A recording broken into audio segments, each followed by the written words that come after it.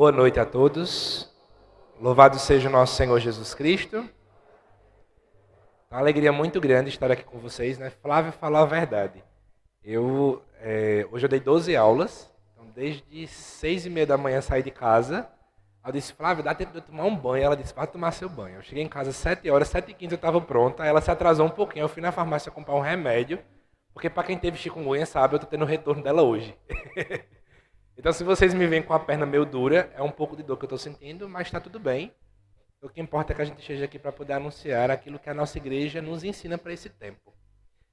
E quando eu ia preparar os slides ontem à noite, eu quis colocar uma frase que resumisse o que é o advento. E diante de tantas frases que a gente costuma falar, não é? O advento seu tempo de espera, preparação para o Natal e por aí vai, eu coloquei uma frase que resume o que é o advento. Eu vou pedir que vocês possam ler em voz alta comigo. O advento é o tempo de quê? De aprender a esperar. Por que eu coloquei essa frase? A gente está num tempo hoje em dia que a gente não tem tempo de esperar mais. A gente não sabe esperar. Basta você refletir que depois da pandemia, especialmente, a ansiedade começou a atingir mais e mais pessoas. Quantas e quantas pessoas hoje em dia, elas têm crises de ansiedades recorrentes? E diante disso também elas não conseguem esperar. Vocês me compreendem? Uma criança já nasce sem querer esperar o tempo de cada coisa. É 3 minutos do miojo, mas já está reclamando porque 3 minutos é demais. Se o nosso sinal de internet demorar 3 segundos para mandar uma mensagem, a minha internet já está ruim. Não é assim? A gente quer tudo rápido. Se você mandou uma mensagem, a pessoa está online no WhatsApp, mas ela demora a lhe responder, a pessoa já está com raiva de você. Então, juntando esses fatos todos, eu trouxe essa palavra porque o advento é essa pedagogia que a nossa igreja nos traz. De aprendermos a esperar. Mas vamos adiante. Só me apresentando para quem não me conhece, né? Talvez nas outras oportunidades que eu pude estar aqui, quem não me conhece, eu tenho 25 anos de idade, meu nome é José Lucas Galdino, eu sou professor de matemática, eu conheço esse rapaz que está aqui, que a gente é colega de doutorado agora, né? Doutorando em matemática, eu sou estudante de teologia e meu maior foco é mexer com Bíblia. Então, quem trouxe Bíblia no final, a gente vai trabalhar com ela, se preparando para a missa de domingo juntos. Tá certo? Você pode passar, Rodrigo, por favor. Então, vamos conversar um pouco sobre o ano litúrgico. Diferentemente do mundo normal, o mundo civil, nós, na verdade, nós temos um ano diferente. Enquanto o mundo normal termina no dia 31 de dezembro e começa dia 1º de janeiro, para quem é católico, é diferente. E vou dizer mais. Quem é da igreja luterana mesmo, Lutero que fez a reforma lá atrás, vive o ano litúrgico igual a gente. Com algumas pequenas diferenças. Então não é só o povo católico que tem o ano litúrgico, mas nós temos por excelência. Vamos analisar um pouquinho aqui. Ó.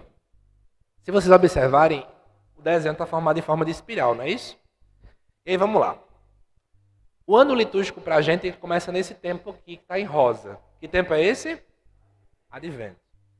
Depois do advento, tem uma palavra maior, que é essa daqui. Que palavra é essa? Natal. Caso não esteja conseguindo ver, tá bom? Advento vem o Natal. Aí vem uma parte de verde, que é o tempo comum. Passamos um bom tempo no tempo comum, mas é mais curto. E nós chegamos na cor roxa. Que cor roxa é aquela? Quaresma. A gente vive a Semana Santa, né? Depois volta para a parte branca, que é o tempo pascal. Volta para o tempo comum e termina lá em cima na solenidade do Cristo Rei, que a gente viveu domingo passado. Então, esse é um ano litúrgico. E aí eu queria trazer para vocês uma frase sobre a importância desse ano litúrgico. Vamos ler em voz alta? Através do ciclo anual, a igreja comemora o mistério de Cristo, desde a encarnação ao dia de Pentecostes, à espera da vinda do Senhor. Olha, eu vou partilhar uma coisa, eu não sei vocês. Quando eu não entendia muito sobre a igreja, eu achava que os nossos irmãos protestantes, eles amavam muito a Bíblia. Não parece que eles são muito inteligentes na Bíblia? Que sabe versículo decorado, que lê, que risca. Não é assim que parece?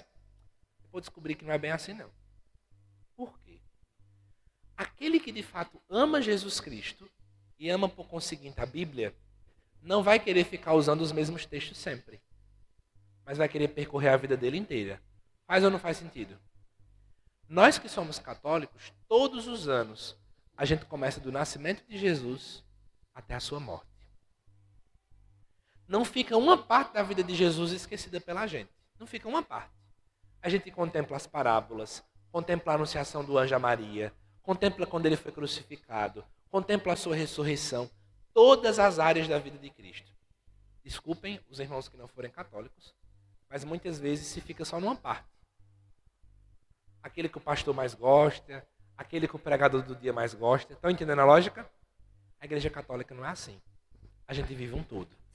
Mas para a gente poder entender melhor sobre essa dinâmica toda, a igreja cria um calendário anual porque ela é mãe. Quem aqui é mãe, levanta a mão, por favor. Vocês que são mães gostam de conduzir os filhos de vocês, não é assim? Vocês seguram a mão se for preciso. Quando ele cresce, vocês não gostam, porque queria que ele ficasse ali pequeno para sempre, porque quando cresce dá trabalho. Não é assim que vocês dizem? Então, a igreja como mãe, ela é pedagógica. Ela quer segurar a nossa mão. Então ela traz o ano litúrgico para nos ensinar que existe um tempo para cada coisa. Existe um tempo para uma alegria mais eufórica, que é a Páscoa. Existe um tempo de reflexão, que é a Quaresma. Existe um tempo de meditar as parábolas de Jesus, que é o tempo comum por excelência. Então a igreja coloca uma parte para cada momento, para que nós possamos entender que existe um tempo para cada coisa. E aí, seguindo essa dinâmica, né? Por que a importância do ano litúrgico, do tempo litúrgico? Porque o tempo litúrgico é aquela palavrinha que muita gente fala que é o kairos. Vamos falar essa palavra em voz alta? Kairos. O que é o kairos, gente? É o tempo da graça de Deus, que é diferente do nosso tempo. Vou explicar melhor essa história para vocês. O nosso tempo, ele tem início, meio e fim. Por exemplo, o nosso calendário tem um calendário com meses, anos que se passam e por aí vai. Deus não tem calendário, não. Deus não fica velho.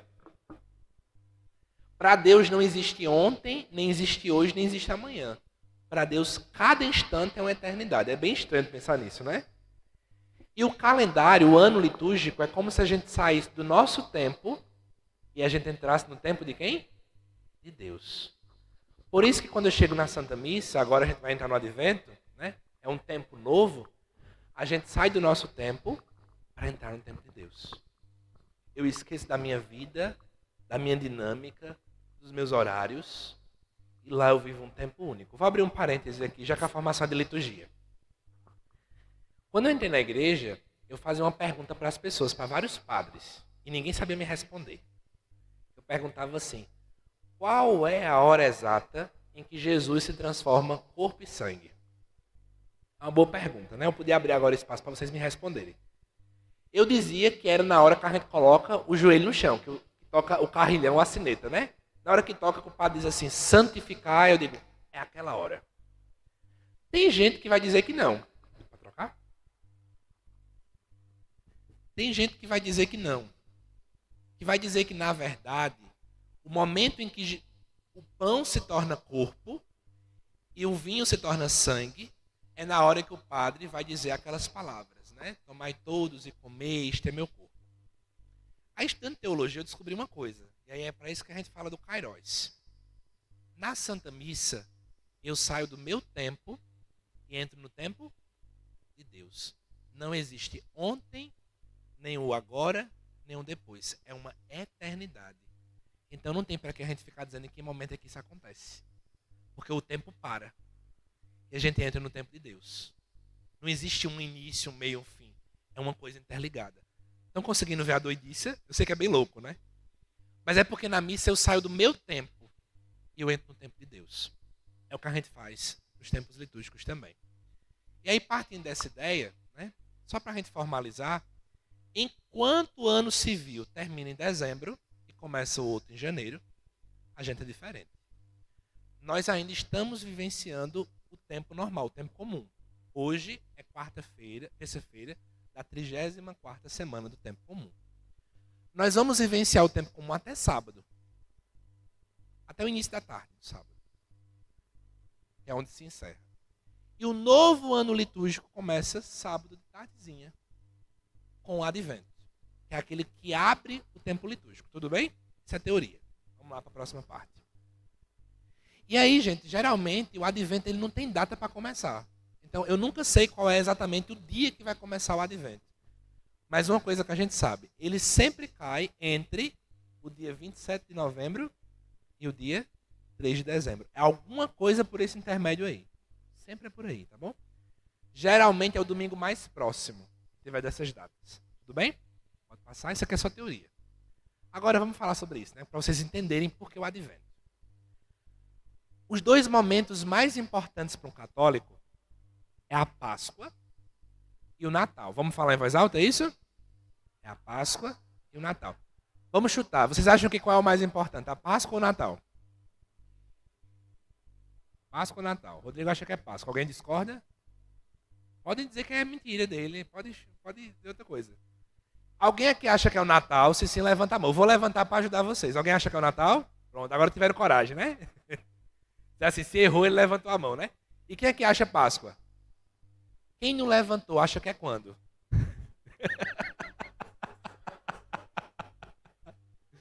Vamos lá, os dois? Pronto, boa. Só é um dos dois. Tem um que é mais importante. Não é o Natal, é a Páscoa. A Páscoa é o momento mais importante da vida de um cristão. E como eu falei para vocês, deixa eu fazer uma pergunta para ver se entenderam. Para Deus, existe ontem, hoje e amanhã? Não, né? Então, para de colocar na cabeça que o que é mais importante se é a morte, se é a ressurreição, porque para Deus não tem ontem, hoje e amanhã, não. É tudo junto. A paixão, a morte e a ressurreição é uma coisa interligada. Eu não posso separar. Por isso que a gente vai dizer que a parte mais importante é o tríduo pascal. A gente não interliga. Eu não quebro a quinta-feira santa, a sexta santa e o sábado. É tudo ligado. Tudo bem? Esse é o momento mais importante da nossa fé. Como ele é importante, é igual vocês mulheres quando vão se encontrar com o marido de vocês se arrumam, né? Ajeita cabelo, eu espero que ainda façam isso. Se arruma, penteia, perfuma, toma banho, faz tudo direitinho. Tem uma preparação. Depois tem um encontro e ainda tem um pós-encontro. Que é algo tão bom que tem um antes, o durante e o depois. Não é assim? A Páscoa é tão boa, tão importante, o tríduo pascal é tão importante que tem que ter um antes, um durante e um depois. O que é que vem antes da Páscoa? A Quaresma. O momento chave, o tríduo pascal, e o que vem depois, o tempo da Páscoa. Tudo bem?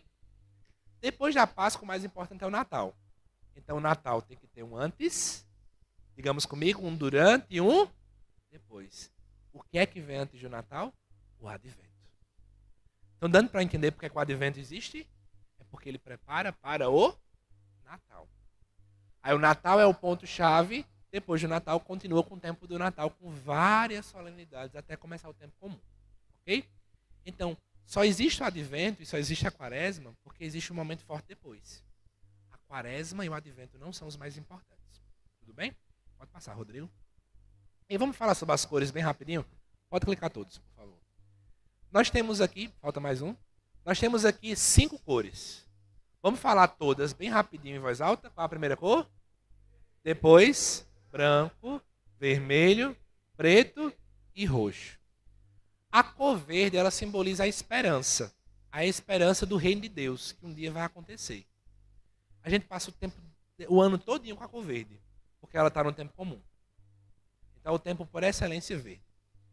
Depois vem a cor branca. Ela aparece no tempo pascal, ela aparece em solenidades, em missas dedicadas a Nossa Senhora, geralmente missa do Sagrado Coração de Jesus, branco também. Então, missas diferentes. Dentro do tempo comum, a cor branca aparece. Depois vem a cor vermelha. O vermelho a gente pensa logo no Espírito Santo, né? Pentecostes. Mas também o vermelho se refere ao sangue. Então, quando a gente celebra aqueles que morreram pela fé, a cor é vermelha. Por exemplo, hoje é um dia de uma mártir da igreja, Santa Cecília. Ela deu a vida. Então é a cor vermelha. Certo? E aí eu vou até fazer uma piada, né, interna. Muita gente acha que o Sagrado Coração de Jesus é vermelho. Por causa que a gente associa a cor vermelha ao coração, né? Mas é solenidade, então é branco. É cor branca. Vermelho é para esses momentos. O preto, alguém sabe onde é que se usa? Deixa eu perguntar melhor. Você já viu algum padre usando preto? Quase ninguém vê, viu? Sem ser batina. Eu quero ver o padre usando vestimenta da missa preta. Alguém já viu? Aqui na paróquia, já viram? Eu acho que aqui em Campina Grande nenhum padre usa, que eu lembre. Mas alguém chuta qual é o dia que ele deve usar? Só é um dia no ano. Finados. Então, no dia de finados, se ele quiser usar preto, ele pode. Mas é obrigatório? Se ele não usa preto, ele usa qual? Roxo. Mas ele pode usar preto. São poucos padres que usam, porque isso ficou lá atrás. Tem a cor roxa, que ela quer dizer recolhimento. Não digam que é tristeza, pelo amor de Jesus Cristo. Cristão nenhum fica triste. A gente se recolhe. No meio desse roxo, o roxo pode ficar um pouquinho mais claro e fica rosa. Porque tem um domingo na quaresma e outro no advento que a gente usa rosa. Tudo bem? Tá claro até aqui para vocês? Foi bem devagar nessas cores, mas vamos lá, pode seguir aí. Só que também tem outra coisa, né? Como eu gosto de Bíblia, eu tenho que vender o peixe. A igreja ela faz o seguinte: dos 4 evangelhos que tem na Bíblia, 3 são muito parecidos. 3. São eles: Mateus, Marcos e Lucas. Vamos dizer comigo? Mateus. João é o diferentão. É aquele que quer ser o diferente. Então ela faz o seguinte: para a gente ler a Bíblia sempre, olha como é que o católico lê Bíblia.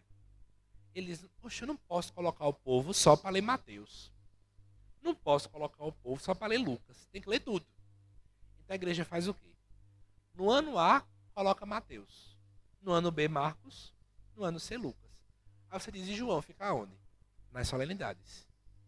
Quando é um dia chique dentro da igreja, João aparece. Natal, João aparece.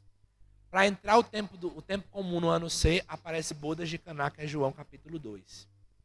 No ano B, que é em Marcos, Marcos é tão pequenininho que o mês de agosto é o capítulo 6 de João todinho, porque é gigante. Então, sempre João aparece em tempos fortes.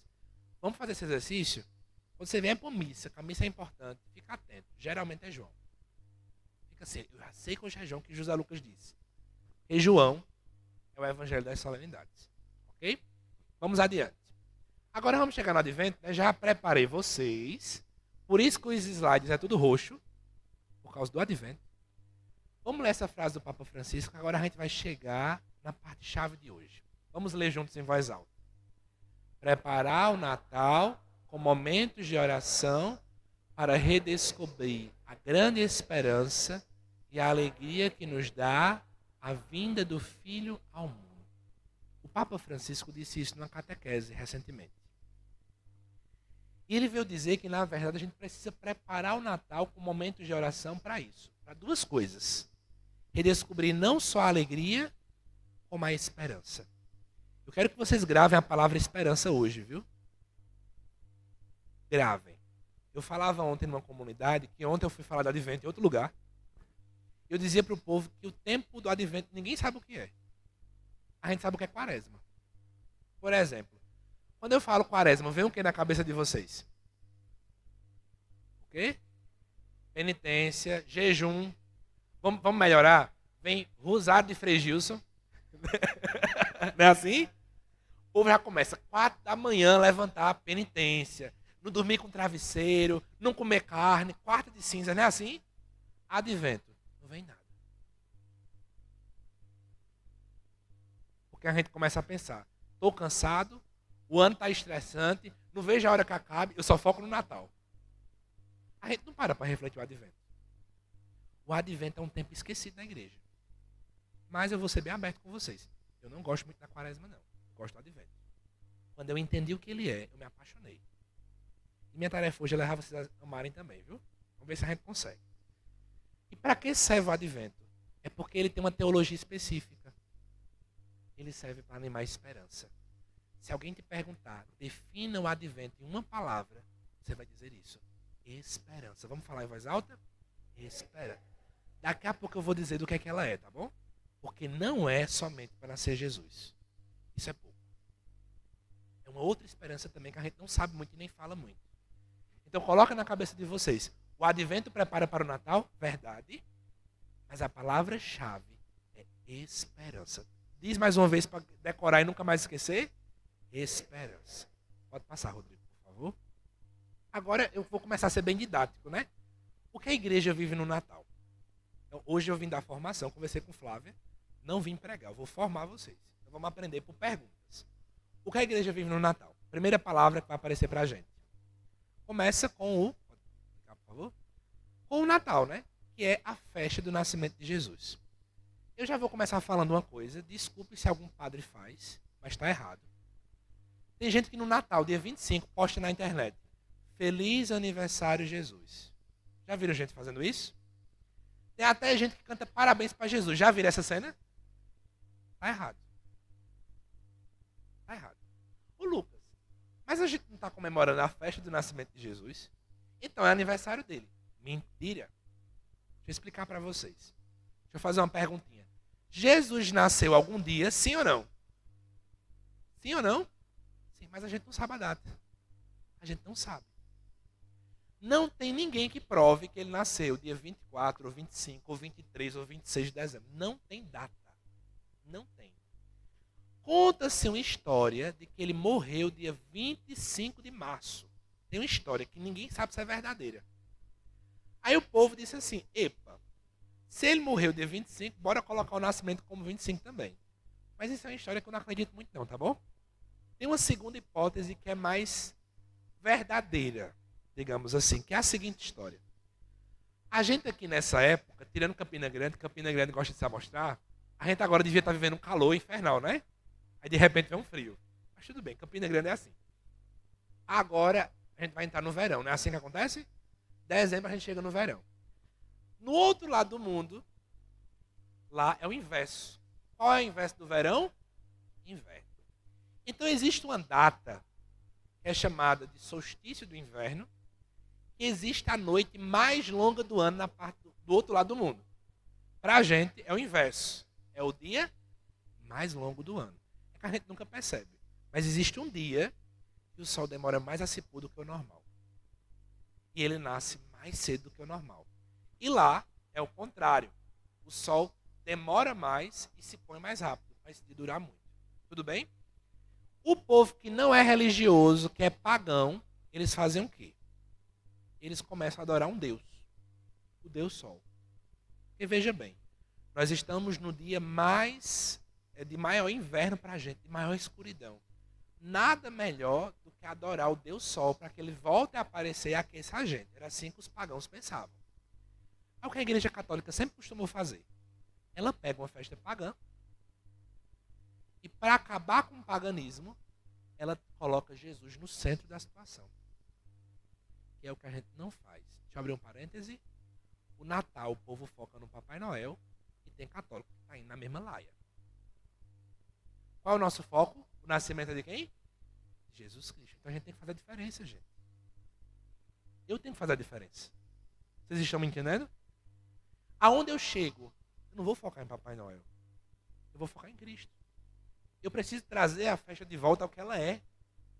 Então, a igreja fez o quê? Já que eles celebram a festa do Deus Sol, para nós que somos cristãos, quem é o verdadeiro Sol? Jesus. Nada melhor do que nesse mesmo dia colocar para celebrarmos o nascimento de Jesus. Está claro para vocês agora? Então foi nesse contexto. Então para a gente hoje o Natal acontece justamente próximo a isso. Ao dia de maior sol para a gente aqui e para eles lá o dia de maior inverno. Então para eles a conotação é o quê? Na maior treva eu clamo a luz que é Jesus. Para a gente é o inverso, né? Então o dia que tem mais brilho eu digo, olha, o brilho é que é Cristo. Ficou claro para vocês? Então a gente canta parabéns para você no dia 25, para Jesus? O foco não é esse. Escolheu-se esse dia pedagogicamente falando. Mas a gente não sabe a data certa. Tudo bem? Agora, essa frase ali é importante. Vamos falar sobre ela.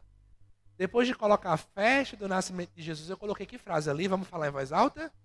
Deus encarna na história. Isso é importante. A gente não fala disso na igreja. Deixa eu dar um exemplo. Muitas vezes, a gente vai rezar em casa, rezar o texto, rezar a Bíblia, adorar Jesus. A gente quer sair da nossa história para ir até Deus.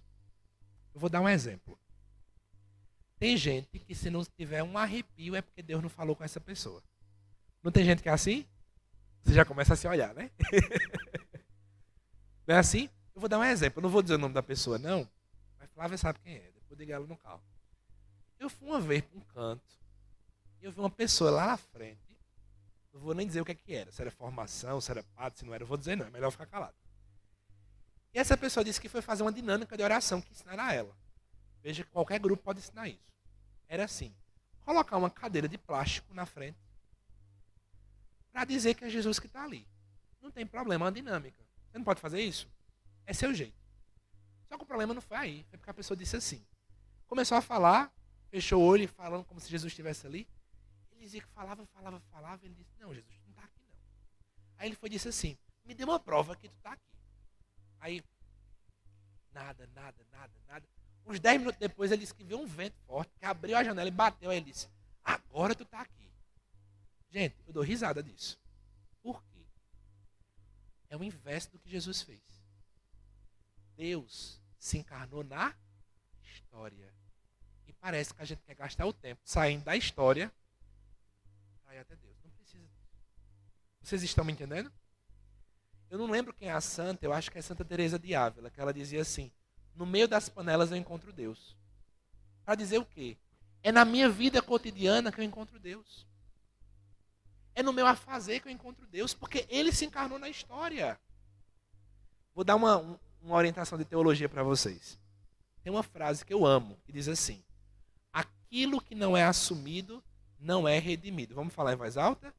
Aquilo que não é assumido não é redimido. Ou seja, Deus assumiu para redimir, para salvar.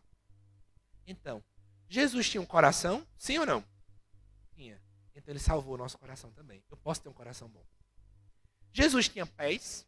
Sim ou não? Então agora ele santifica meus passos. Jesus tinha um cérebro? Então ele santifica minha inteligência. Se o verbo não tivesse se encarnado, é isso que a teologia fala, a patrística fala isso sempre. Se o verbo não tivesse pé, coração, cérebro, sentimentos, vontades, a gente não ia ter vontade santa, coração santo, cérebro santo, nem nada. Então, a gente tem um costume na igreja de fazer o inverso. Deus, ele entrou na história. Papa Francisco diz uma frase que eu amo. Ele diz na catequese dele, Deus cruzou o céu para aprender a chorar com a gente. Porque Deus não sente dor. Mas ele entra na história humana para sentir dor. Olha que forte isso. Para dizer o quê? Eu entendo o que você passa. Não tem uma palavra da moda que a gente fala que é empatia, né? Sentir a dor do outro, ter compaixão do outro. O verbo, Jesus, teve compaixão de nós, porque ele sentiu a nossa dor. Amém?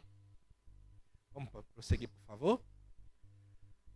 E aí, sim ou não a resposta? É dia do aniversário de Jesus?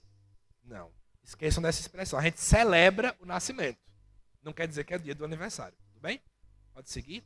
Agora vamos falar disso que eu gosto onde eu chego a falar dessa expressão. Vamos ler esse nome aí? Exílio da... Mais uma vez, mais alto para decorar essa expressão. Exílio. Não dá para viver advento, você não sabe o que é isso. Porque a partir de domingo, a primeira leitura de todas as missas, praticamente você de Isaías. E a gente tem uma visão errada dos profetas na Bíblia. Vê se eu estou certo. Quando vocês pensam num profeta Isaías, que ele diz lá na palavra, assim diz o Senhor, papapá, papapá, papapá, papapá. A gente tem uma visão que o profeta é assim.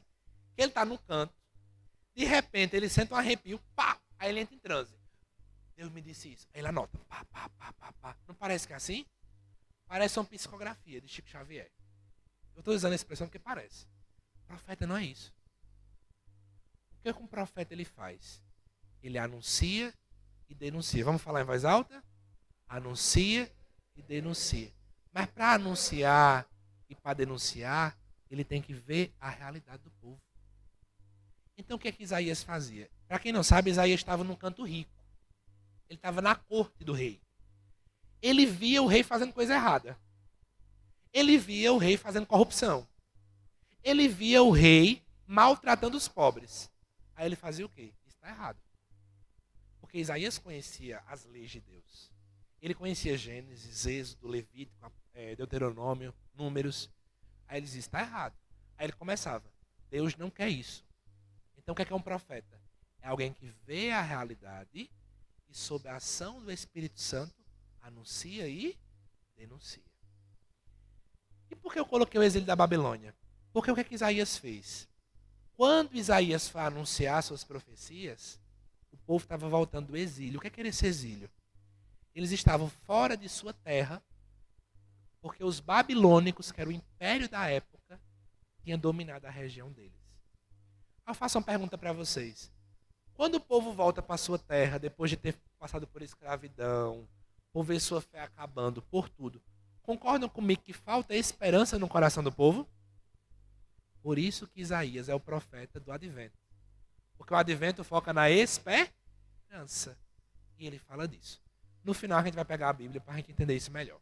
Pode seguir, Rodrigo. Vamos ler essa frase de Bento, que é dentro do que eu falei para vocês. Deus cruzou o seu céu e se inclinou sobre o homem. Olha que coisa linda. Deus não precisa disso. Mas ele quis. Agora vamos ver a estrutura do advento, né? É bem técnico isso aí. Primeiro, não tem um número fixo de dias, porque depende do Natal. Se o Natal cair numa quarta, o advento vai até a quarta. Se o Natal cair na quinta, o advento vai até a quinta. Então tem ano que é maior, tem ano que é menor. Depende do Natal. Ele começa quando? Eu já falei para vocês, né? Ele começa exatamente nas primeiras vésperas do primeiro domingo após o Cristo Rei, que é domingo agora. Então, na tarde de sábado agora, nós vamos começar o advento. E ele vai até quando? Ele vai até a parte da manhã do Natal. Porque quando for de tarde, já é Natal e o advento acaba. Tudo bem? Então o advento vai até começar o Natal. Quando começa o Natal, o advento acabou. Pode prosseguir? Ele possui quantas semanas, gente? 4 semanas. Se são 4 semanas, são quantos domingos? 4 domingos. Daqui a pouco eu vou ensinar para vocês que todo domingo tem uma lógica. Todo ano. Certo? Pode prosseguir. Agora vamos para a parte legal. Muita gente não sabe, mas o advento tem 2 partes. Quando você perguntar a uma pessoa qualquer, e talvez essa é a visão de vocês, quando eu penso no advento, eu só penso no Natal. Penso no advento, eu penso no Natal. Mas o advento tem 2 lados. Quantos lados são, pessoal? 2.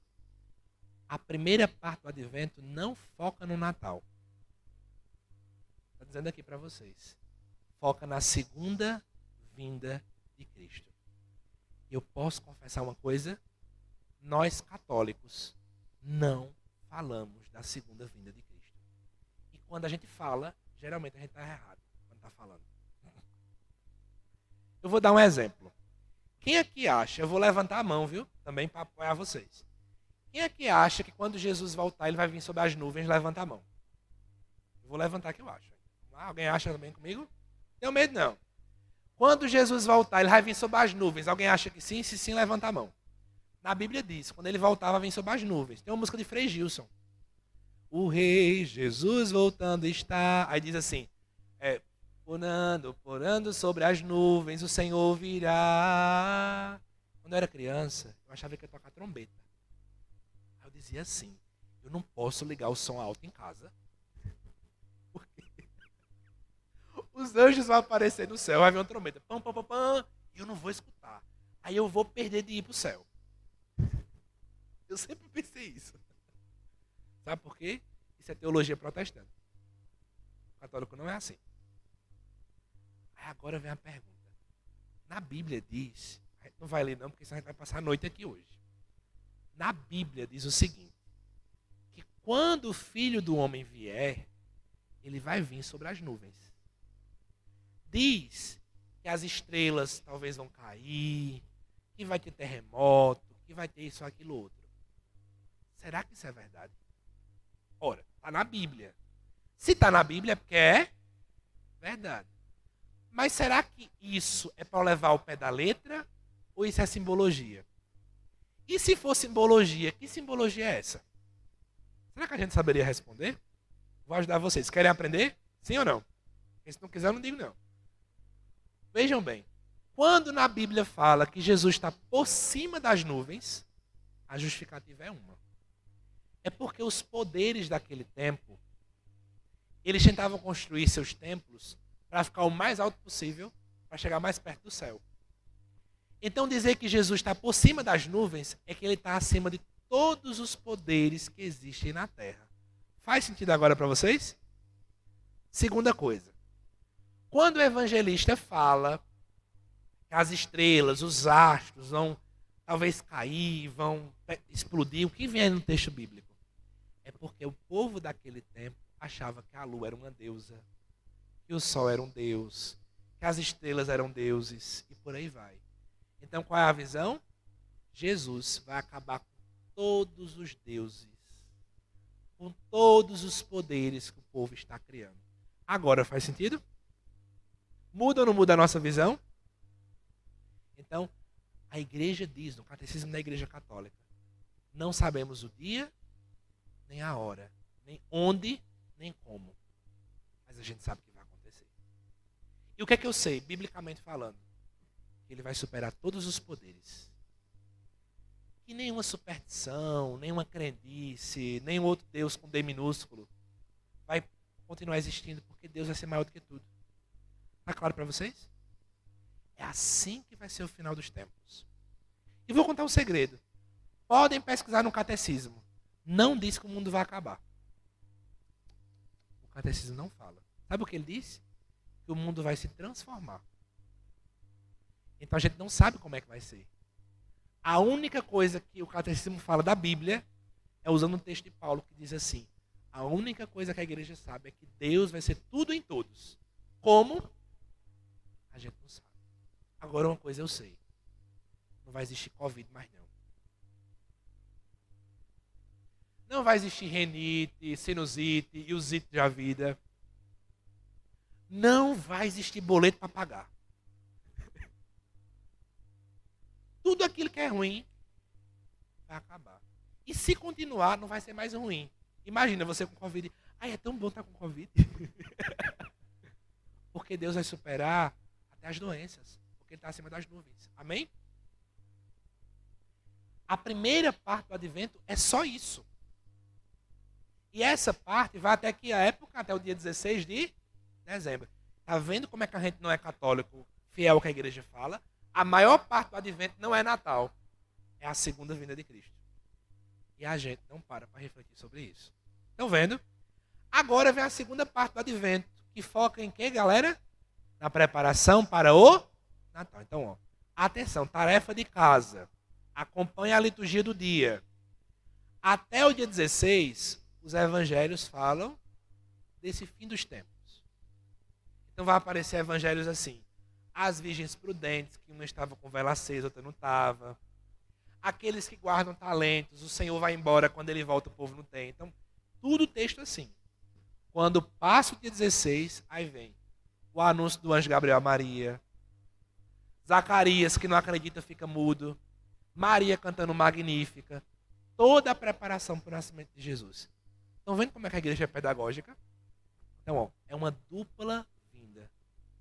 Eu celebro o Cristo que já veio, mas ao mesmo tempo que ainda há de vir. Vamos falar isso em voz alta? O Cristo que já veio e o Cristo que ainda há de vir. Os padres usam expressão lá nos seminários, viu? Que a gente não conhece, não vou ensinar para vocês. É uma frasezinha bem fácil. Já e ainda não. Vamos falar em voz alta? Já e ainda não. Ele já veio, mas não veio ainda. Ele já veio porque ele nasceu. Ele está conosco, mas ainda não está. Quer que eu dê uma prova? Eu vou mostrar agora. Eu vou causar um rebuliço na fé de vocês, mas um rebuliço bom. Rebuliço gostoso, veja bem. Jesus está aqui, tanto na Eucaristia, como Ele é Deus, Ele é onipresente. Ele está em todo lugar. Jesus sabe de tudo? Jesus pode tudo? Ele é o rei do mundo? A gente celebrou Cristo Rei, não foi? E por que Deus deixou a Covid aparecer? Ah, Lucas, porque Deus vai tirar alguma coisa boa. Mas não tem outro meio melhor? Quantas pessoas que morreram? Aí eu gostei da sua expressão. O povo vai dizer, É porque no carnaval, lá na Marquês de Sapucaí, tinha uma escola de samba que na comissão de frente estava mostrando o diabo colocando uma flecha para Jesus. Aí sabe o que é que eu sinto? Que Jesus é um Deus vingativo, que estava com raiva de uma escola de samba e fez todo mundo pagar o preço. Deus é assim? Deus, ele é amor. Concordam comigo? Aí você vai dizer, realmente, Lucas, é difícil responder isso. Aí uma pessoa chega lá fora pra gente e fala assim, mas Deus não é rei? Ele não manda em tudo? O mundo não está na mão dele? Aí eu vou explicar para vocês o segredo. Eu falei agora há pouco, é o já e o ainda? Não. Ele já reina, mas ainda não reina. Ô Lucas, como é que é isso? Eu podia trazer aqui uma brincadeira de ciências com vocês. Vamos pegar uma semente de feijão. Estão vendo a semente aqui? Ó, diga que sim, viu? Estão vendo a semente aqui? Eu coloco ela no chão. Tem que colocar a terra por cima, né? A gente coloca a terra e vai ficar fazendo o que todo dia? Regando, né? Assim, até ela brotar. Galera, vai passar uns 2 ou 3 dias sem a gente ver, não é assim? Mas ela tá ali, não tá? Ela tá germinando, não tá? Mas a gente consegue ver? Não, é o reino de Deus. Ele está, mas eu não consigo ver. E quando ele começa, é tão pequeno que as outras coisas parecem que falam mais alto. Então, quando começa ali a germinar, uma girafa é infinitamente maior. Eu sou infinitamente maior. Mas quando ele crescer, ele pode ficar maior do que eu. É assim o reino de Deus. Hoje ele está assim, ó. Pequeno. Eu não vejo. Quando a gente vê o mundo como está, é difícil ver o reino. Quando você vê notícias de jornal, eu soube essa semana que mais um padre cometeu suicídio. Mais um padre. É difícil, né, ver o reino aí? Quando você vê uma pessoa no meio da rua, e vê uma pessoa dormindo na rua, chega alguém lá de pirraça, chuta a pessoa. Você está vendo o reino aí? Eu não consigo ver, não. Mas o que é que a nossa fé diz? Mesmo que eu não veja, o reino já está presente. E um dia, pode ser daqui a 100 anos, 1000 anos, mas esse reino que é pequeno, ele vai ser tão grande, mas tão grande, que não haverá mais lágrimas, dor, nem tristeza. Quando eu, José Lucas, fico triste, vendo o mundo como está, eu faço esse exercício. Jesus, o reino está pequeno demais. Eu não consigo ver, mas eu sei que o Senhor está tendo controle. Apressa, vem logo. Como a gente diz na missa, vinde, Senhor Jesus, corre, porque está difícil. Mas eu sei que o Senhor está tomando controle, mesmo que eu não veja, mesmo que eu não sinta. Amém? Vamos fazer um exercício bem rapidinho, fecha o olho. Fechei bem rapidinho o seu olho. Pensa agora nas notícias que você já viu na sua vida. Coisas ruins, negativas. Doença, problemas, na tua própria casa. Falta de perdão. Pensa um pouquinho nisso. Enquanto você pensa, faz um exercício. E dentro de você, lá no teu silêncio, sem dizer palavra alta nenhuma, vai no teu interior dizendo assim, Jesus, mesmo que eu não veja, tu estás no controle. Mesmo que eu não veja, o teu reinado já acontece. Mesmo que eu não veja, tens o controle. E agora vai tentando na tua mente ainda agora, pensando o contrário de tudo que foi negativo que você pensou. Vai pensando agora. Pensa num mundo sem máscaras. Pensa num mundo sem mais precisar de hospitais. Pensa num mundo com ninguém com ansiedade, ninguém com problemas, ninguém com doença, ninguém com traumas, ninguém com nada. Tenta pensar, é difícil, eu sei que é difícil. Mas faz esse exercício. Deixa que o teu coração ganhe esperança em pensar que um dia isso vai acontecer. Não sei quando, não sei onde, mas vai. Pode abrir os olhos. Isso é advento. Entenderam o que é advento agora? Lembra que eu falei que a palavra-chave era esperança? O advento é isso. Eu olho para a segunda vinda de Cristo. Essa é a primeira parte. Amém? Vamos falar dessas palavrinhas, né? Opa, pode voltar, por favor? Adventus e parousia. Vamos falar em voz alta? Adventus e parousia. Vejam bem. A palavra advento, que a gente diz na liturgia, ela vem do latim da palavra adventus. E o que quer dizer essa palavra? O latim era usado toda vez que tinha uma visita de alguém ilustre. Então, digamos que para mim, Flávia é ilustre, porque vou inventar que coisa para ela. Digamos que ela é deputada estadual. Então, toda vez que Flávia vem lá em casa, eu digo, hoje é o dia do adventus de Flávia. Porque é o dia da chegada de alguém ilustre, de alguém importante. Digamos que hoje o bispo vai vir aqui. Não é uma pessoa ilustre? Então é o adventus do bispo. É o adventus do Papa Francisco que vem até o Brasil hoje. Pronto. O advento era uma chegada de alguém ilustre. Por outro lado, o povo que era pagão, dizia também que uma vez ao ano, os deuses visitavam o ser humano. Eles desciam uma vez ao ano, e eu dizia, hoje é o adventus da deusa Afrodite, hoje é o adventus da deusa Lua, e por aí vai. Então a Igreja Católica pegou essa mesma expressão para falar não do Deus Sol, da deusa Afrodite, ou do deputado, ou do Papa, mas para falar de outra chegada, de Jesus. Está claro agora a palavra para vocês? Só que também tem outra palavra, que é a parousia. Vamos falar em voz alta? Parousia, que quase nenhum católico fala. Porque essa palavra fala da segunda vinda.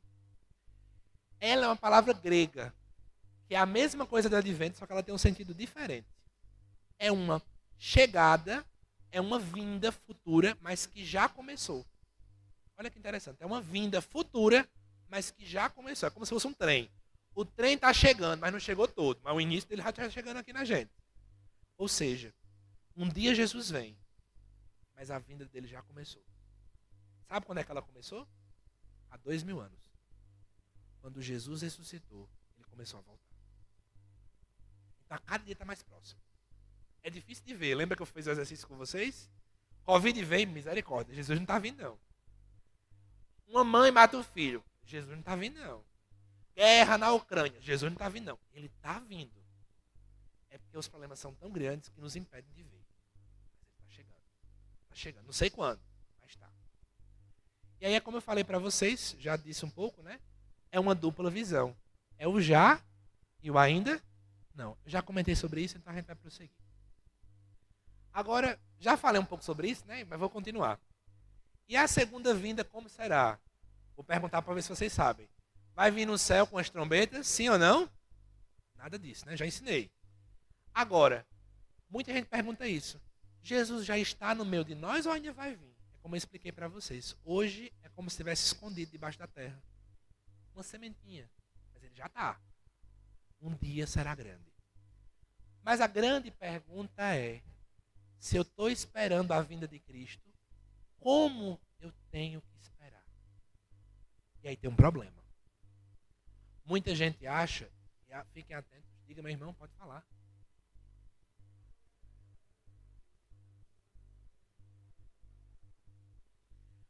Boa reflexão a sua. Você está dizendo isso em que sentido?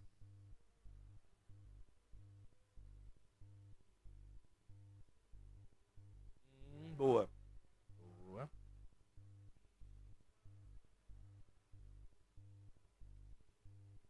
Certo. Perfeito. Entendeu o que você está dizendo. Então, primeira coisa. A Igreja Católica ela não vai muito para a linhagem de experiências individuais. Porque a Igreja sempre entende o todo. Como é que eu poderia explicar essa situação? O Cristo vem para todos. E ele dá sinais de que a sua presença está chegando. Então, esse sinal pode acontecer de modo particular num milagre eucarístico, por exemplo, numa situação que a gente está vendo, numa cura de uma pessoa, mas que ela é dada para que seja um sinal para todos. Então, não é uma vinda particular, porque ela vem para todo mundo. E é um sinal para que todos possam enxergar. Deu para entender agora? Então, essa vinda vem para todo mundo. Ficou claro, pessoal? O que eu quis dizer? Então, é nesse contexto. Ok? Se quiser perguntar, fiquem sempre à vontade, viu? Não tem problema não. Agora, sobre a espera. Tem gente, o Evangelho de domingo vai falar disso. Venham para a missa domingo e escutem isso. O Evangelho vai fazer uma crítica a gente que acha que a espera de Cristo é não fazer nada. É cruzar os braços. Ah, um dia ele vem, então deixa ele vir. E aí tem um problema, tem até um padre que fala isso, que ele diz assim, como é que você faz para ir para o inferno? Simples, nada. Porque para ir para o céu tem que amar. Então se você faz nada, você também não ama. E se você não ama, você não conhece a Deus. Primeira carta de João. Quem não ama não conhece a Deus. Se eu não conheço a Deus, eu não vou para a casa dele, que é o céu. Ponto. Não faz sentido? Então, como é que eu faço para esperar Jesus? É numa espera ativa. Como? Agora eu vou ensinar para vocês. Jesus é a semente. A minha tarefa é ir regar. Como é que eu rego? Amando, perdoando, evangelizando, anunciando, levando Jesus para o outro, lendo na missa, lendo direito, porque eu estou ajudando o outro a compreender melhor a palavra proclamada. Olha que legal. São nos meus serviços, na minha casa. Eu estou preparando a segunda vinda de Cristo. Eu não posso cruzar os braços. Porque é muito fácil, né? A gente não pode se tornar católico, protestante, que tudo é pela palavra. Isso é ridículo. Porque tem gente que acha que é assim. Basta passar o dia inteiro, 24 horas por dia, a cada 20 minutos, dizendo, vinde, Senhor Jesus. Aí, coloca o celular para despertar de 20 em 20 minutos. Vinde, Senhor Jesus. Aí, 20 minutos. Vinde, Senhor Jesus. Como se Jesus só vai vir porque eu estou mandando ele vir. Jesus vem, não é porque você está dizendo, vinde, Senhor Jesus. É porque você está regando com a sua vida. É quando você, na sua casa, prepara o povo para conhecer mais sobre Cristo. Eu estou preparando a vida dele. Vamos ser sinceros? Quem aqui é casado, casada, levanta a mão? Quando no casamento de vocês existe um casamento santo, sadio, o casamento de vocês é sinal da presença do Cristo que está vindo. Então você está ajudando os outros a verem um reino que se aproxima na tua família. Olha que forte. Por isso que, diferentemente da Quaresma, que o foco não é a família, o Natal o foco é a família.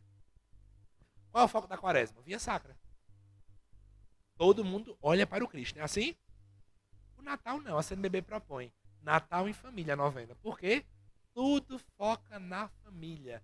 Porque a nossa família é chamada a construir o reino de Deus aos poucos, para que os outros conheçam isso. Está claro para vocês? Vamos adiante. Agora, só comentando rapidamente, pode clicar mais vezes para ler tudo de uma vez. É só notas, certo? Quando é que começou o Advento, gente? Ele começou lá por volta do século IV e também no século VII, em vários lugares. E o foco dele era só preparar o Natal. Teve um tempo, lá na França, no final do século IV, que ele durava 6 semanas. E o povo fazia jejum. O foco era jejum, era igual a Quaresma. Aí a igreja disse, epa, vamos mudar. Em Roma, no século VII, depois de Cristo, ele ganhou a forma de hoje. O foco não é em jejum, o foco não é em penitência, o foco é em preparar o nosso coração para a segunda vinda e para o Natal. E aí o que acontece? Agora, dicas litúrgicas. São liturgia, precisa dar dicas. Deve ser celebrado com sobriedade e com uma discreta alegria. Isso é difícil de entender, deixa eu explicar. Na Quaresma, ninguém está feliz. Assim, na liturgia, ninguém está alegre. Porque Jesus vai sofrer. Eu vou ficar feliz? Então, é um momento... Ninguém fala muito de alegria. Se fala de contemplação, de recolhimento, de conversão, de penitência. O Advento não. Não é penitência. Eu estou alegre. Por quê? Porque ele um dia vai vir. Mas ele já chegou? Como ele não chegou, eu já estou feliz. Já estou feliz porque eu sei que ele vem. Mas como não aconteceu, eu ainda fico meio assim, meio calado. Deixa eu dar um exemplo. É igual questão política. A gente está acompanhando as apurações, né? Aí digamos que o seu partido é o partido A. Aí você fica lá, meu Deus do céu, está em quantos por cento? 20. Eita, meu Deus, prepara a bandeira para a gente ir pro meio da rua, mas a gente não pode ir, porque está em 20%. Aí chega no 30, dá uma virada. Eita, meu Deus, o outro agora começou a preparar. Então é aquela coisa, você fica alegre, mas não pode estar. Falando no contexto de gestação. É tanto medo que a gente tem da bendita da Zika, que a mulher passa a gestação inteira mais preocupada do que feliz. Não é assim? Está alegre por quê? Porque tem uma vida. Mas enquanto não chegar, depois de 7 meses em diante, a alegria não é completa. Não é assim que está acontecendo hoje em dia? Porque o medo de pegar a zika e vir uma microcefalia é gigantesca. Estou mentindo, gente? Então, é o que acontece com o advento. Tem uma vida, mas ainda não chegou. Então é uma alegria, mas que ela é uma alegria contida. Por esse motivo não se canta o glória. Porque o glória, agora vamos para a história litúrgica. O glória só era cantado antigamente uma vez ao ano, no Natal. E só era cantado nas missas do bispo. Aí depois ele deixou estender para os padres e depois todo domingo. Por que a gente não canta? Porque o glória, o início da letra dele, quando diz glória a Deus nas alturas e paz na terra aos homens por ele amados, é um versículo bíblico que os anjos cantam quando Jesus nasce. Então, glória é um cântico natalino. No advento, o Natal já chegou? Não. Então só canta no Natal. Por isso, ninguém canta glória. Tá claro para vocês? E aí, até as flores na celebração a gente coloca menos. Para ficar uma coisa o quê? Estamos felizes, mas ainda não chegou o Natal. Até os instrumentos é para baixar o volume, porque ainda não chegou o Natal. Pode prosseguir. Sobre as semanas de advento, né? Vejam bem, pode clicar todos, Rodrigo, por favor, são 4. Ó, são 4 domingos. Vamos ler em voz alta, está um pouco pequeno, mas dá para ler. Primeiro domingo, qual é o foco? Espera vigilante do Senhor e segunda vinda. Todo ano, viu? Todo ano. O primeiro domingo é a segunda vinda de Cristo. No segundo domingo, aparece uma pessoinha. Eu coloquei só as iniciais, que é João Batista. Todo segundo domingo do advento, o foco é João Batista. E o que é que ele vai dizer? Ele nos convida ao quê? A conversão. Preparando os caminhos do Senhor. Então, ó, primeiro domingo, qual é o foco? Segunda vinda. Segundo domingo, qual é o foco? É uma pessoa. Que pessoa é essa? João Batista. No terceiro, é o domingo da alegria. Então, ele, ó, é uma alegria porque o Natal está chegando.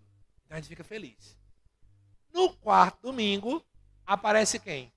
Maria. Sempre é assim. Agora, pasmem. Aqui no Brasil tem um problema. Quando eu falo em mês de Maria, vocês pensam em que mês? Está errado. Sabe qual é o tempo mariano por excelência? Advento. Por quê? Nós somos chamados a estar como Nossa Senhora, grávidos de Jesus. Essa é outra espiritualidade do Advento. Junto com Maria, gestar Jesus, para que ele possa ter uma manjedoura perfeita no Natal para poder nascer. E essa manjedoura sou eu, é você. Tá claro para vocês? Pode prosseguir. E aí, ó, trouxe mais explicado para vocês. O primeiro domingo, a tonalidade é a espera. Certo? Próximo domingo, Rodrigo, por favor.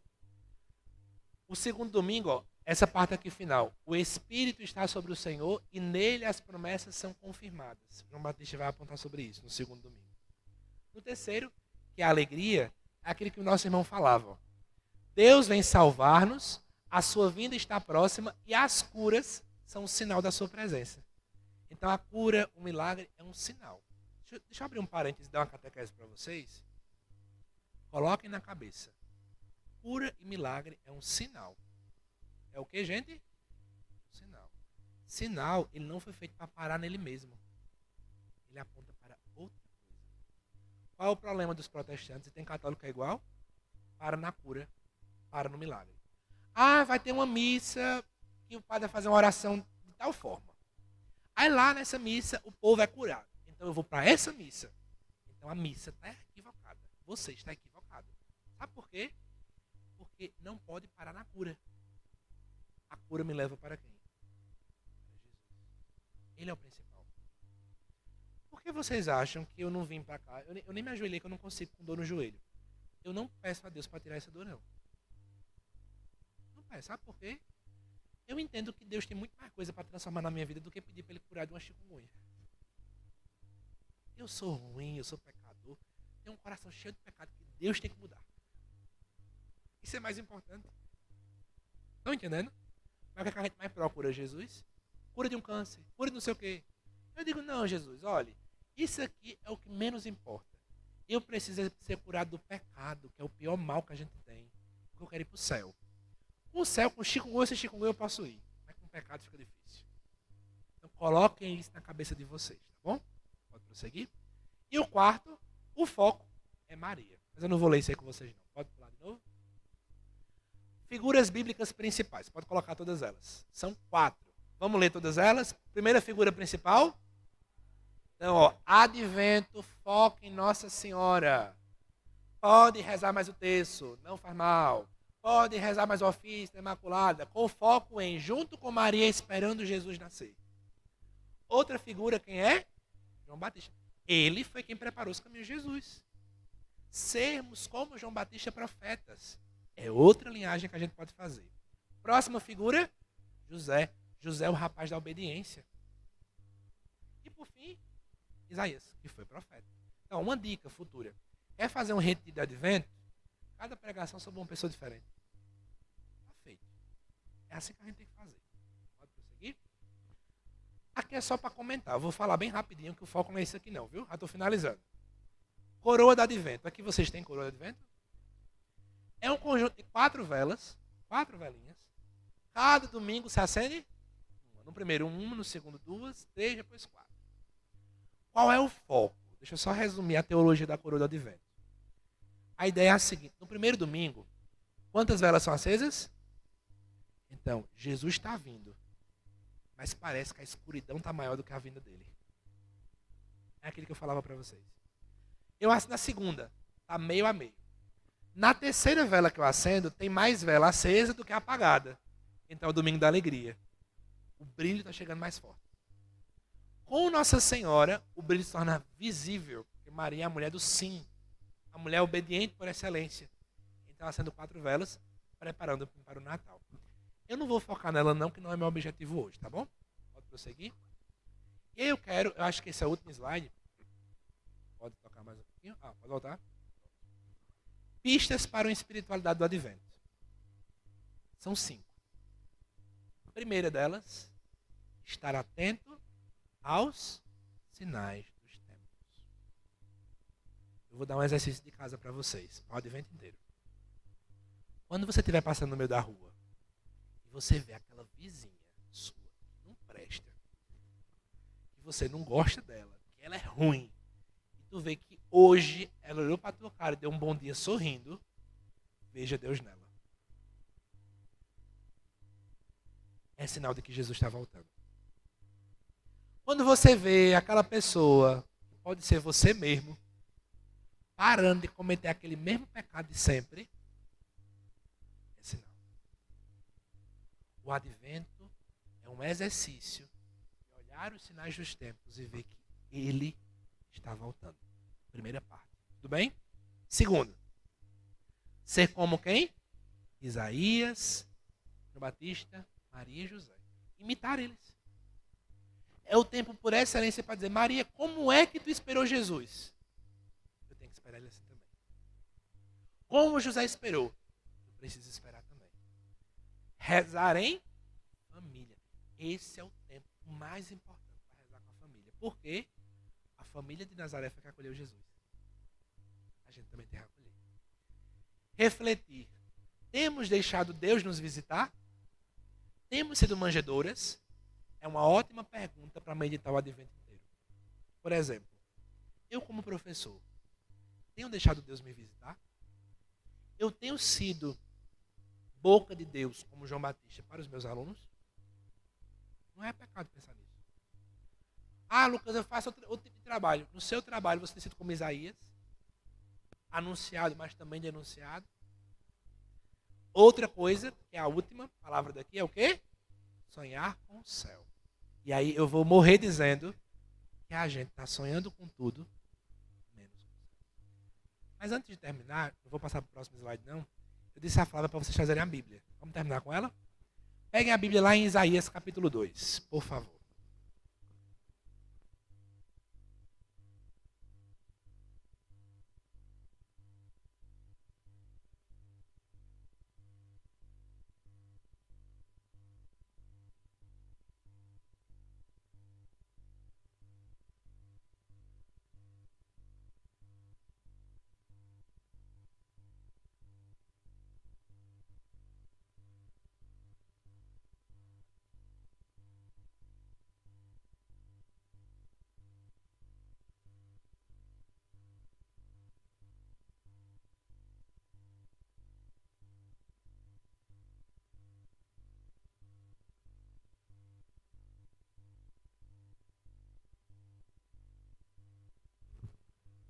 Isaías capítulo 2.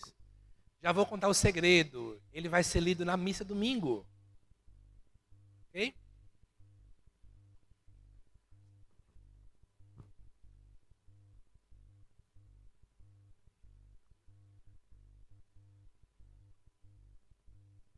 Isaías capítulo 2. Alguém aqui vai ler na missa domingo? Pronto. Ó, já é um exercício para vocês. Já vamos se preparar para a missa, viu?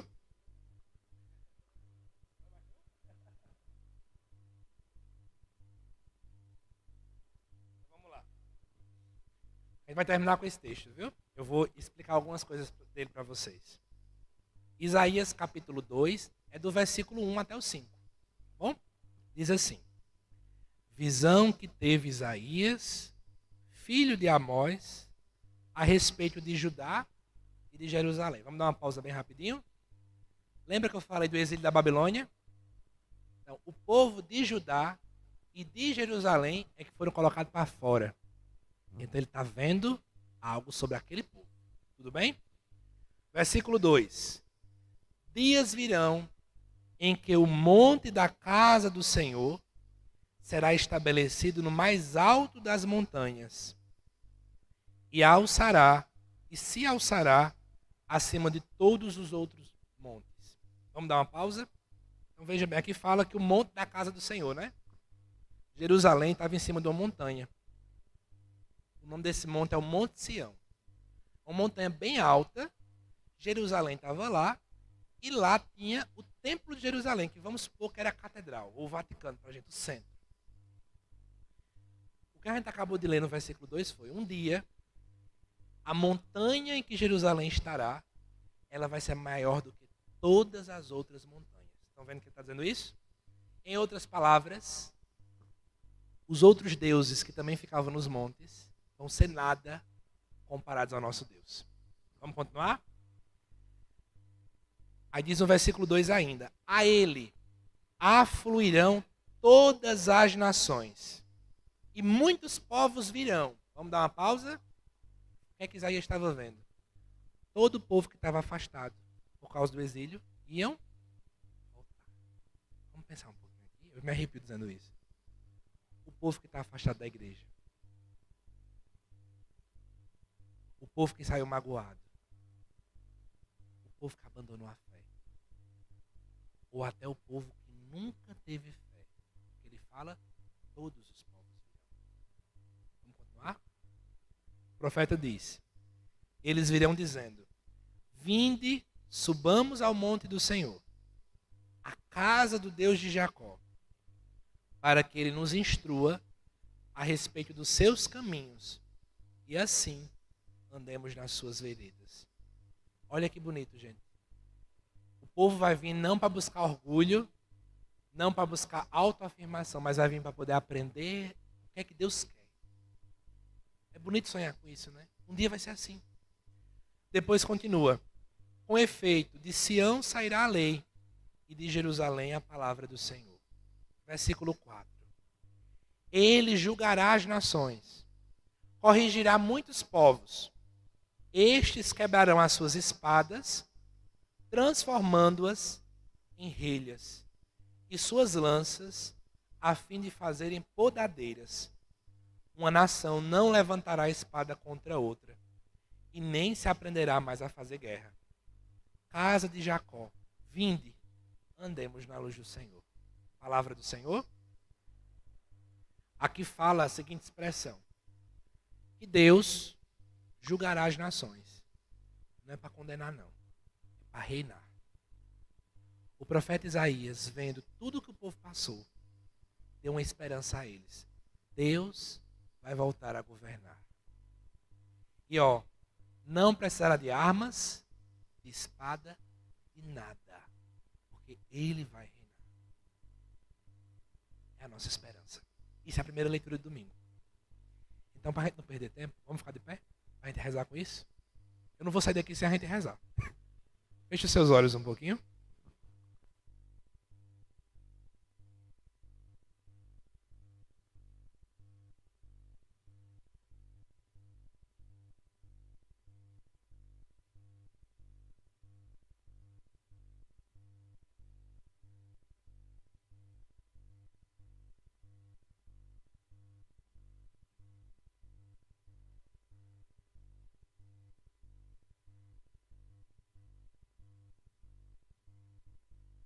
para a melhor, para a sua segunda vinda e para o seu Natal. Feche os seus olhos e pensa sobre isso.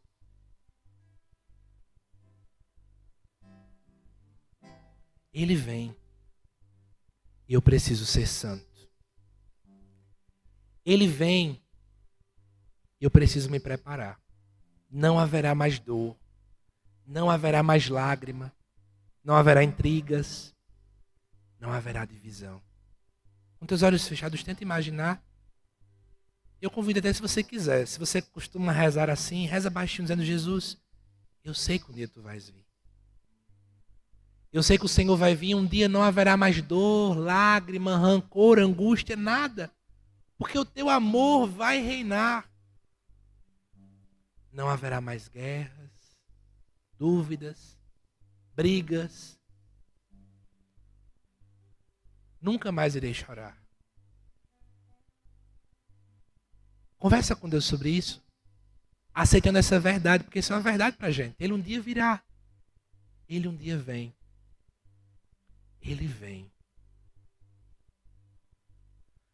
Pois o Senhor virá, Ele não tardará, Ele não tardará, que eu seja santo, que eu seja santo, santo, santo, pois Deus é santo, santo, santo, que a santidade da minha vida apresse o Senhor, Ele logo virá, pois o Senhor virá, pois o Senhor virá, Ele não tardará, Ele não tardará, que eu seja santo, que eu seja santo, santo, santo, pois Deus é santo, santo, que a santidade da minha vida, que a santidade da minha vida, apresse o Senhor, Ele logo virá. Cantem com mais força só vocês, pois o Senhor virá, pois o Senhor, Ele não tardará, que eu seja santo, santo, santo, pois Deus é santo, pois Deus é santo, santo, que a santidade da minha vida, que a apresse o Senhor, Ele logo. E vamos fazer uns 30 segundos de silêncio. E nesse silêncio seja um silêncio fecundo. Deixa o teu coração agora alimentar a esperança de um novo céu e de uma nova terra. Ele vem. Oh, Jesus. Vinde. Vinde, Senhor, tirar a nossa dor. Vinde secar as nossas lágrimas, Senhor. A gente pede, apressa, Senhor, tua vinda. Eu quero ajudar a construir esse reino para que a tua vinda seja o mais rápido possível.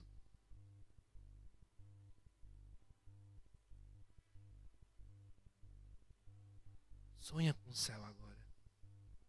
Sonha com o céu. Um dia não haverá mais lágrima, não haverá mais dor, preocupações, cansaço. Ele será tudo em todos.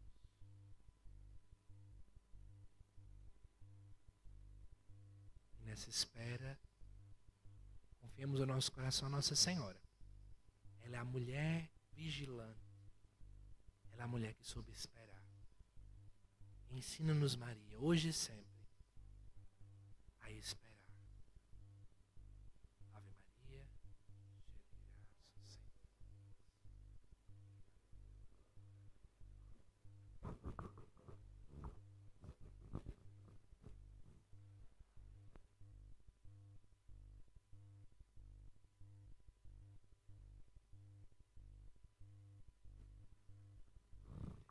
Pode sentar, por favor. Antes de eu passar para a Flávia, agora é um minutinho só mesmo. O Rodrigo está longe, você podia tocar na tecla aqui do note. Aí ele vai vir aqui. Da outra vez eu falei, eu vou falar de novo. Eu tenho um trabalho no YouTube, eu falo que eu tenho que aprender a parar de ter vergonha de falar dessas coisas.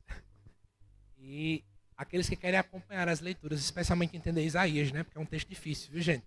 É um livro difícil, não é fácil não. Mas com essa conotação do advento, eu tenho um canal no YouTube que eu ensino sobre Bíblia. Da outra vez eu já falei, acho que algumas pessoas já viram, já encontraram, enfim. Por exemplo, esse estudo da primeira leitura já está lá, no domingo que vem. Então, aqueles que buscam entender melhor a leitura, tá aí para vocês. Tanto tem o YouTube, pode passar de novo, como também tem um canal, pode passar de novo, no Instagram. E aí passa de novo uma última vez, para dizer a vocês que vamos rezar com a Bíblia, a gente já rezou, pode passar. Muito obrigado e um santo advento para vocês.